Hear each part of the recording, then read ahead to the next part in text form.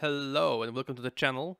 Today I just want to quickly go over a small detail when it comes to importing assets into ARMA 3, because you might have it modeled in Blender and you probably have all the textures prepared with, I don't know what, Blender or Substance Painter, or you have the PBRs, but it doesn't actually translate that well to ARMA 3, and some people don't realize that we have something called the Super Shader.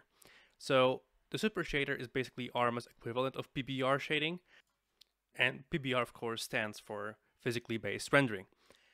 So in the Super Shader, you actually have normal maps, you actually have specular maps, roughness, or even ambient occlusion, right?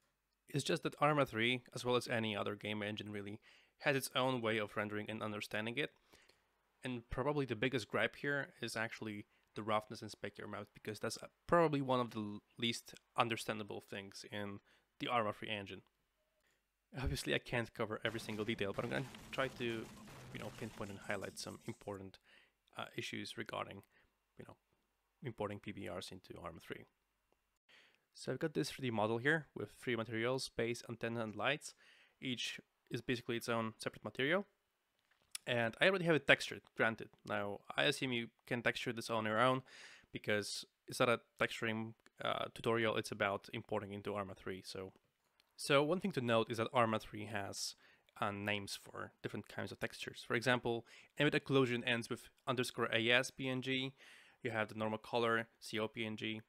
And NoHQ, for example, stands for normal maps.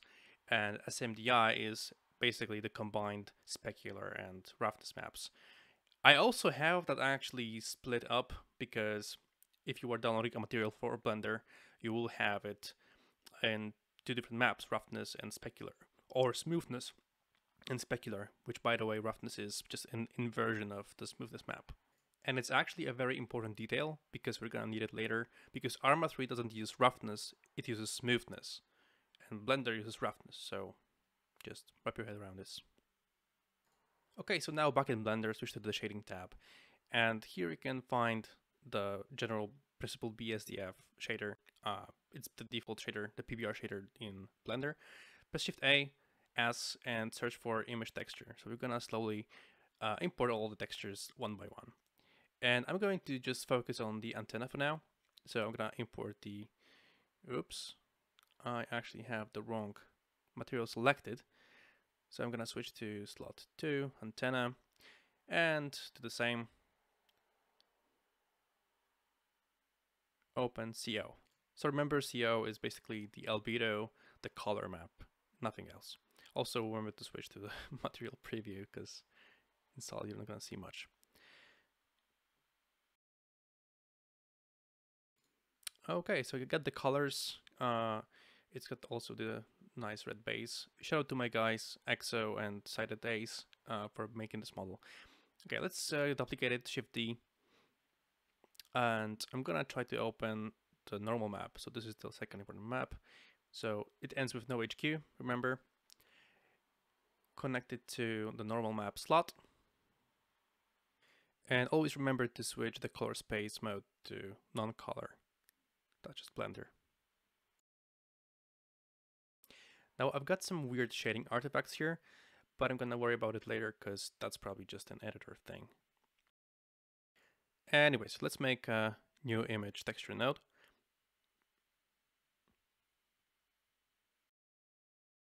So I'm going to open the roughness and specular maps, as if I just had the textures, the maps prepared for, Blender or any other rendering engine, not specifically for ARMA.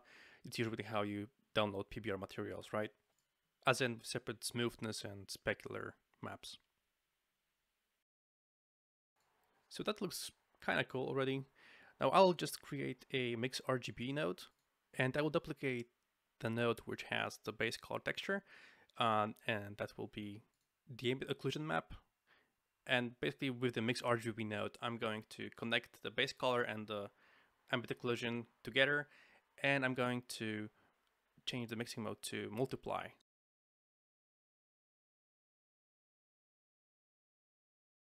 And of course connect that to the base color now, so that's the result. Fun fact about ARMA 3 is that the ambient occlusion channel, or the map, actually only is read from the green channel in the ambient occlusion texture. The red and blue are just completely skipped because ARMA doesn't read them. And usually most ambient occlusion maps are actually just made um, as RGB with exactly the same values in each channel, so it doesn't really matter if you import it straight from Blender.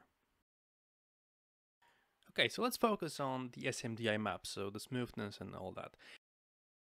So as I mentioned, in some PBRs, you will receive a smoothness map instead of a roughness map. And as I said, it's an inversion of roughness. So, and that's also what ARMA uses. So we're gonna start off by inverting this.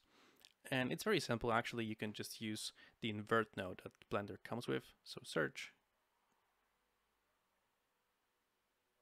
plug it in, and it goes straight into roughness. The point is, we're going to try and grab our smoothness and specular map. We're going to try to compile it and combine it into an SMDI texture that you can later put into ARMA, but then also then put into Blender and preview your material this way. And for that reason, I'm using Gimp. Gimp is free, and I use it to edit images. And I'm going to just drag and import my roughness and specular maps that I have.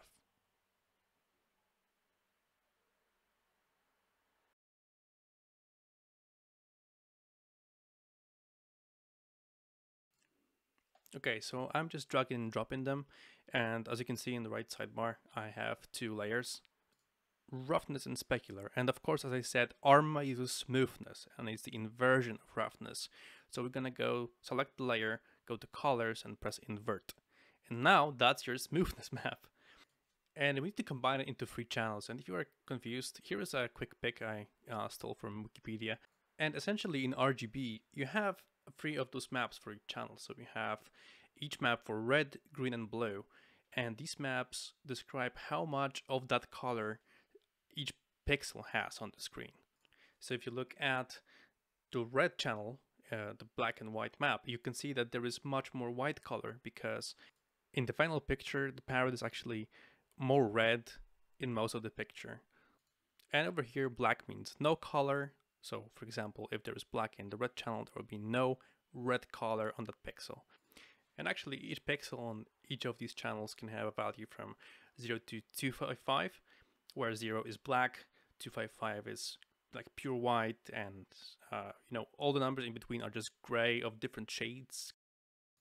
And while this is used to render images in correct colors on our screens, ARMA actually reads these channels in a different way, specifically in SMDI textures. So in SMDI, you can even see in the documentation, the red channel must be white. It's not red, it just must be white, whatever. And that's why I'm just making myself a new layer. I'm gonna just call it R for red. And I'm going to fill it with the white color. Now the green channel must be the specular map. So I'm just gonna rename it to green G, and my roughness, well, it's actually smoothness because we inverted that, to B. So that's the blue channel. And make sure you have your mode set to grayscale. It's very important that it actually is, because then you'll be able to go ahead, go to colors, select components, and compose. And here we can select the mode. It's gotta be RGB, and you want to select your channels that are assigned. So R goes to red, green goes to G, and B goes to blue. And once that's done, you just press OK. And that's how it's supposed to look like, actually, because if you think about it, there's so much red color in here. So what I'm going to do is I'm going to just export it back to my project. And remember to keep the name ending with smdi.png. So now back in Blender, I'm going to import this new texture, new SMDI texture back here. I'm cutting this with Control right click, importing this. I don't need the other file anymore because now it's all in one file. And I can't just plug it in straight. I have to use a node called separate RGB.